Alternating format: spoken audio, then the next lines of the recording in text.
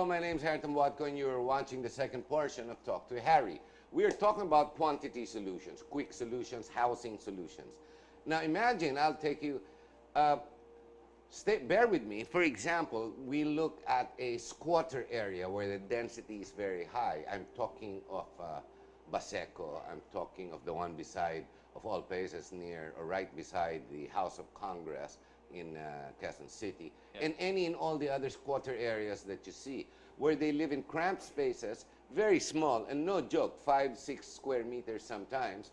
But it's, I mean, these are human beings, and there's no dignity in their living condition. Imagine if this innovation, Q-Van, can be done. Explain to us, how can that be done? For example, sa Baseco, nakikita natin, di ba, tabi-tabi sila nakatira. Yeah. I mean, at Sagwa, it's just, how do you solve that? Kayang-kaya, no? You could build what, 50, 100, 1,000? Easily. Paano yung space if you don't have 23 puro on the ground? Can you stack up, going up? You can stack it up so that you'd have more families in one space. We've seen the... Hagdanan na lang. Hagdanan na lang. Yeah. You can put upstairs. We've seen the squatters area where, you know, they're sleeping where they're eating. Yes, yes. You know, and let's provide some dignity to these people. And they're really trying their best to come up with a better future for their children. Correct. But correct. in the process, give them some dignity, to give them a Housing. comfortable space like this. Probably we can share this with the government. The local government. The local government, and say, hey, guys, probably let's clear this up. Let's put up all this, and then you could have a better living condition. And it won't take long. It's not like, umalis kayo dyan mga 3 buwan. Kasi mga squatters, sabihin mo, It's just umuwi one day. kayo, hindi sila papayag. Eh. Yeah. Baka mamaya mawala. Di ba? Sabihin nila parang gano'n. Yeah. Hindi pwedeng 2-3 months dyan muna kayo. Saan sila uurong, di ba? Yeah. So ito, you take, let's say, 1 row, you go up. How many stackable can you do? Up to 3, tama na. I usually recommend up to 2. Up to 2. Because stay na. it's really steep if you make it 3. Oo nga, Yeah, no? it's Kasi really steep. maiksi yung Yeah. square meter. Yes, tama. yes. So 2 lang para, 2 should be okay. kasi to bring water up and down as well, just in Yes. case Yes. walang plumbing yung mga lugar na yan. Yan ang problema nila eh. Yes. So you can eradicate this impoverished squatter area Yes. and provide actually pretty housing ang lalabas yan. Exactly. Maganda pa tingnan sa mata. Comfortable pa, no? It's really comfortable. In fact, some of those who built houses of stone, the regular house, they might even say, why did I spend 1.5 million when I could spend probably half of that price and still be comfortable? And so again, but this is solution. This is a quick solution for all our social problems. Yes, Housing yes, is a yes. problem. What do you call this? During calamities is a problem. During war, Marawi, war, like that. No? Again, this can be adopted by the country. Again, Quantity Solutions is there to provide some innovation to help people around us. For example, may lupa ka, may bahay ka na, kumikita ka ng konti, nakabili ka pa isang lupa. Itong pinakamabilis. I mean, tayo ka muna. Instead of, wala kang ginagawa, nakatiwang-wang, bayad ka ng bayad. Tayo ka ng isang lugar doon. Para pag bumibisita ka, may farm ka. Farms! Perfect sa farm to, di ba? Yes, and we've got orders for farms too. Already? Yes. In fact, for those who want to see the actual units, 1, 2, stacked up and everything, please call us. You can visit the units in Alabang. It's just near. They can visit and take a look at what's the real conditions of construction, and then we can use this for farms, for Pwede rin. seaside or anywhere. O may fish farm ka, may palaisdaan ka ng konti. Kasi yan, isang problema yan sa probinsya, may palaisdaan ka, pero kung hindi ka magtayo ng bahay, nakatira ka sa bahay kubo. Yeah. Or you have to rent every time you go visit. Yeah. So this, tsaka ito sabi mo earlier, pwede sa dagat? Yeah, because it's galvanized steel. Galvanized steel. So it can withstand natural conditions beside the sea. And that's why, for example, traders of onions and or chicken, vegetable. this is already insulated. All you need to do is put cold air in that container van. Again, so Actually, many. pwede rin gawing parang warehouse like you said. Pwede rin Stock warehouse. room. Stock room pwede. Stock room. And controlled heat. Saka Environment. secured. Yes. Secured. Pag nilock mo yan, may hirap naman pasukan yan. Ano? Nakikita ko yung steel grates sa, sa bintana. Eh. Yeah. You can remove the windows also if you want. Yeah, of course. Tailor-make mo. We can you want tailor it. make. And then if you want a house that has a bigger window, we can also do that. Before we go further, I think it's best I'm not sure if we put the number. The name of the company, ladies and gentlemen, is Quantity Solutions.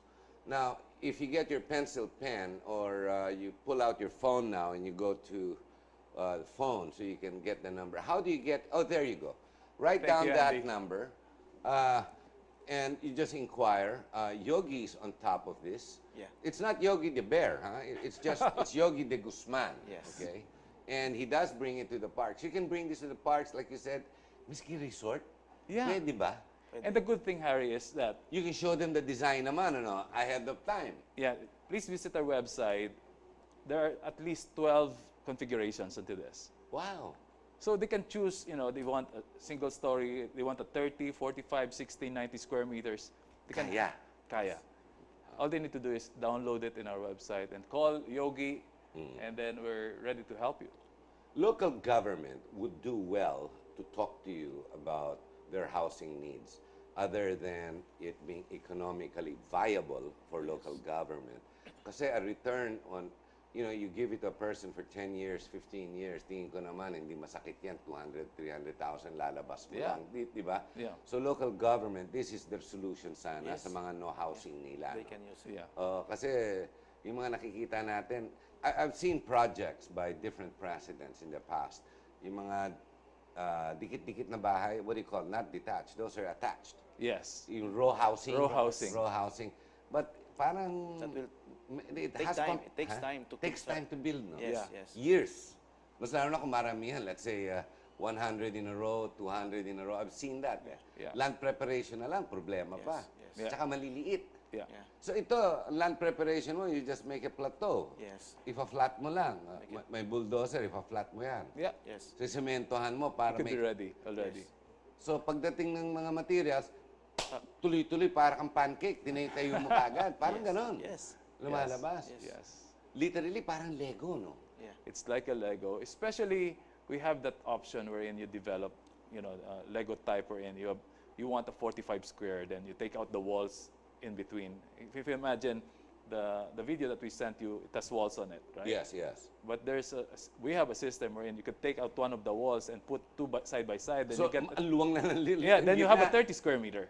Oh, malaki na, oh. Then if you want another Even more. another one, 45, and then Pwede. 60, all the way to whatever. So it's not limited to that configuration, is what Yes, you're it has saying. 12 configurations.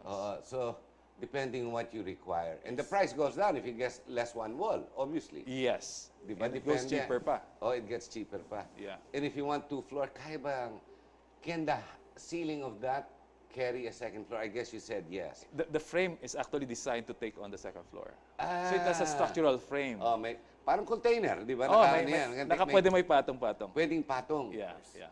Wow, pwede rin pala gawing restaurant yan, mabilisan. Pwede. Yes. Pag kailangan mo. Pwede, pwede. In fact, we have a project right now wherein it's an outdoor mall. So the guys actually put up their stuff inside, all the goods, Yes, yes. and they just open it during the day, and people just come in and parang tiangge na, but it's air conditioned. Alam mo yun? Parang it's a new concept. But again, Security-wise, i-up mo lang, it's more secure. sarado na, more secure. It's more secured. Hindi mo naman kaya batakin yan sa Yeah. bigat niyan. Yeah. Because Yeah, you're tiangge, right, open no? lang yung tiangge. This Yeah, one open, is tiangge. more more secured. Iba talaga, Quanti. Ang mga innovations mo talaga, Rainer. All these years, yes, All these yeah. years.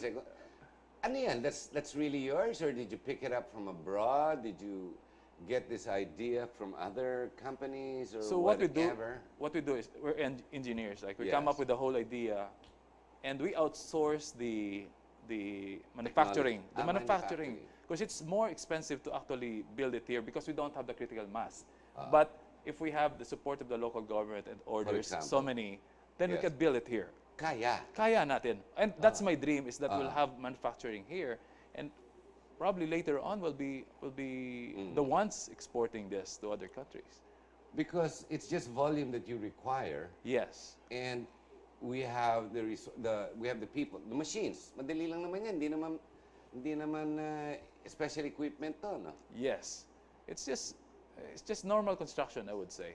It's not really difficult to manufacture this Kaya i-manufacture dito here. to. It can be done Yung here. steel na lang ang i-import, basically. Probably And to import. think we used to have our own steel, no? How sad. Yes. Tama si President Duterte, kailangan i-restart eh. We have, yes, we have to Diba? restart our steel Industry, because that's part and parcel of the nation's growth. Is to have a steel industry. Okay, let's go to the present conditions, Reiner. Okay, Yogi, you were with another company for many years and whatever. What do you think about the growth of construction now? Kasi you drive around Metro Manila, magugulat ka. I can't seem to keep count of the cranes that keep standing up. Di ba pag makita ka ng crane, alam mo kagad building to. Di ba? Tsaka yung mga crane ito, these are not funny cranes. These are the ones that go up Yeah. so high. What is the state of the construction industry? Parang walang tigil, no? It's booming, right? Booming. And that's the It's reason booming. why he went home. It's booming. Actually, I'm from Dubai. Ah, I okay. worked in Dubai for 14 years. Right, right. So the one we are talking right now about container van is the one being implemented already in Dubai. They're They already use using this it one also. They use this as shops, restaurants. Hayop. Yes, but that's not folding. That's not Q van or the foldable van. It is the traditional one. Yeah. Container. Yes. The container. But this one is the one we are offering now is the cost effective and Kasi ang container may init, tama? And Yeah. init na sa Dubai, di ba? Yeah, you have to put more insulations. Yes, something like that. But to answer that question, Harry, you mentioned about cranes going all over, This is right? what I see. That's the first barometer of a country's growth.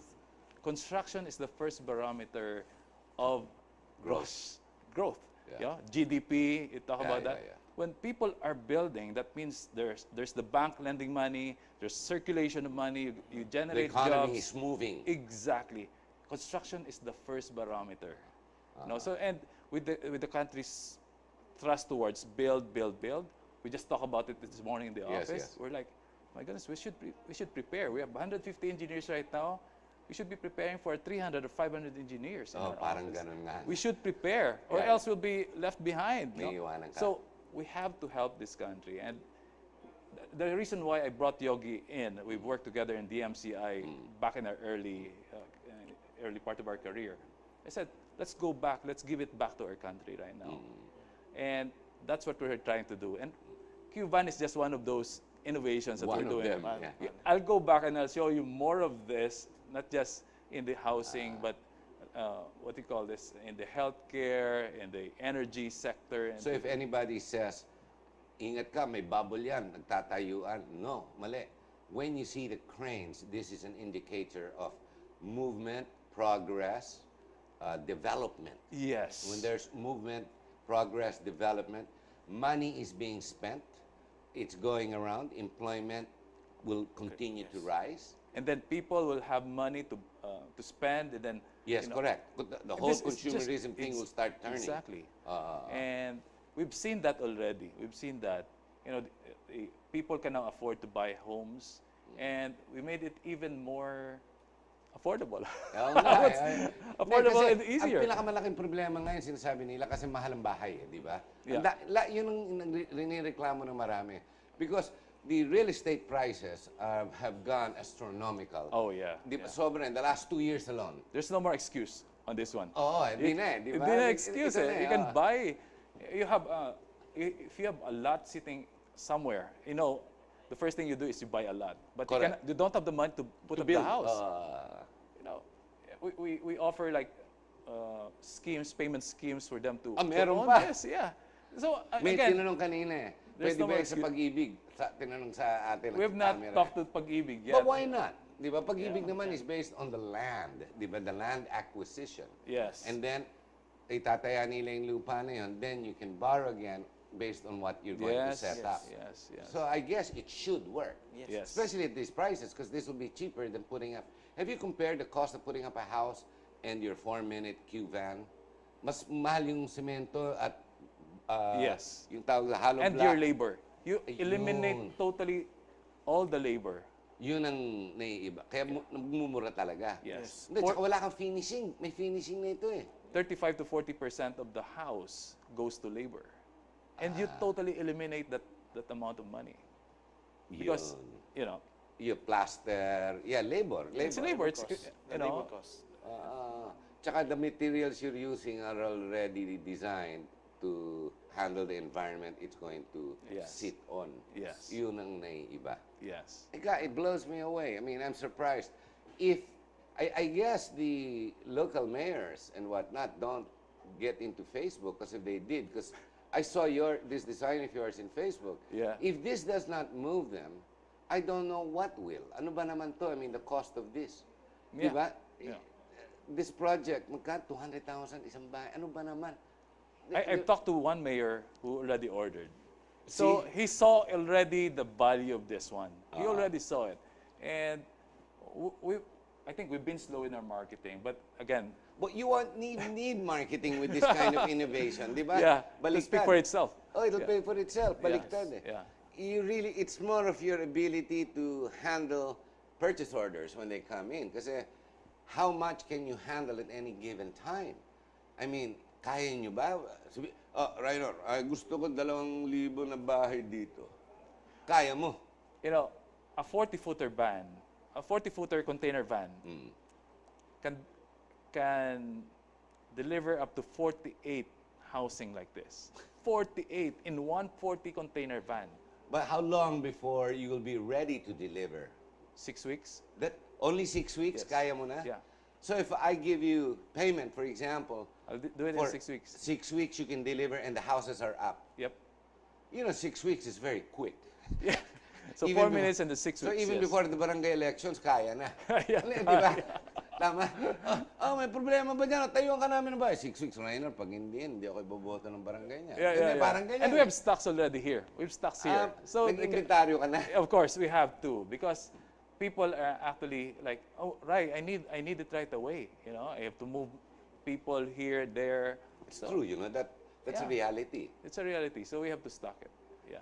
So, kaya Yeah. sagutin. And if they need more, you know, customized, tailor-made solutions, talk to us. We can do that for you. We can customize it. Yeah. Kaya, no? Yeah. If necessary, pwede natin lagyan ng presidential house sa Cebu, kung saan-saan. Lagay na lang ganyan. O bahay ng mayor pag yung city hall pag nasusunod. Pwede yan ha. Miski courts. Pwede. Di ba, ginagawa nila Pwede. court on wheels? Wag na, ito na lang. Pwede magtayo. Kasi I've seen courts in container vans. Yes. Di ba, when they run out of places, nasusunog or what Yeah, not. yeah, yeah. Di ba? Distribution center. Like for example, during calamities, you need to distribute food and everything. You can already have it stocked somewhere, then just open it up during, again, And this, in when that's done, you can pull it out if necessary and bring it to another disaster areas if necessary. yep, Yes. yep. Grabe, no? Yeah. Parang cardboard house, nagtatayo, pero hindi cardboard, ano? Bakal. yes, Tsaka kaya tirahan. yes. Tsaka pwede naman personal. It's quite formidable to live in something like this. It looks nice. Yeah. You know, you put a garden outside, that sort of thing. It will work. Yeah. What did they say? Necessity is the mother of all inventions, right? This was a necessity for us because originally what we wanted is to come up with water stations that are mobile. Okay. Supposedly, the water stations will go into those container vans, and it's like deployable. Ready to service. Ready to service. But it became a product of its own. Then, It is. a after product. iterations, housing pala to. Pwede pa tong police station, pwede to. It's Then true. that's where it all started. Again, the necessity that brought out all of this innovations and inventions. I can see that in no time, tingin ko, dito na yung manufacture yan. Pag maramihan, it's cheaper for you and easier to manufacture it yes, here. Am I yes, right? yes. You may still need to import some parts, but not necessarily the whole thing anymore. But I If tell you, may Harry, volume ka, yeah, Filipinos are the ones doing this abroad. Pinoy din to. Pinoy ang gumagawa nito. You know, I mean, Ganon din. It's like, Doon pa nila ginawa. doon pa ginawa ng Pilipino just because we don't have the steel industry. Our wala. cost of energy is high. Yun. And that's bringing all the cost up. So, Correct. there'll come a point in time, and again, with all the progress we're making right now, I think it will come to a point that It can actually be a manufacturing hub here. We're gonna have to end the show. Alam mo, that's 45 minutes. Ang bilis, na. But before we go, I'd like to give you a minute to address our viewers, how to get in touch with you, and a quick exit message. Let's start with you, Reiner. A quick exit message, just right on this screen. There you go. So if you need anything about whether it's housing, hotels, hospitals, call us up. Go to our website, you'd see all the projects that we've done. We've done 250 projects here and abroad, from Dubai to Australia to the US. We're exporting Filipino talents to the world. And I think it's high time that we give back all of this talent to our country, to our fellow countrymen. Please call us and we'll provide you innovative, quick, and effective solutions on that matter. Thank you, Harry, for Para kang inviting us si here. President Duterte, nagbibigay ng State of the Message address. Ano? Ganun ba? For the people. By the people. Di ba? Ikaw, Yogi, you want to add any message, exit message? He's looking for a wife. He's looking for a lifetime partner. I'm joking, ladies and gentlemen. So, okay na yun. Okay na yun. Yeah. Ladies and gentlemen, we hope you've enjoyed the program. More than anything, I said it may not be in politics, but isn't housing politics? Isn't uplifting the dignity of our fellow man, isn't that what you call politics, the good politics? Is not providing housing at affordable pricing, at even with financing backed up, is that not good politics? Now, either our leaders are asleep, or they wish to go about the traditional way. Tradition, okay, it's 2018. And the resolution is what you call a quick movement, a quick innovation towards especially those that have no housing. So, okay, it's up to you now. If your mayor refuses to watch, listen, understand, kumatok po kayo sa bahay nila, go to City Hall, and tell them about it. Hindi naman mahal to eh. But at the same time, it will uplift your neighborhood, it will reduce crime, it will make the people around you proud. Nako, way to go. I hope you've enjoyed our program, and this is Talk to Harry. We'll see you next week. Maraming salamat po.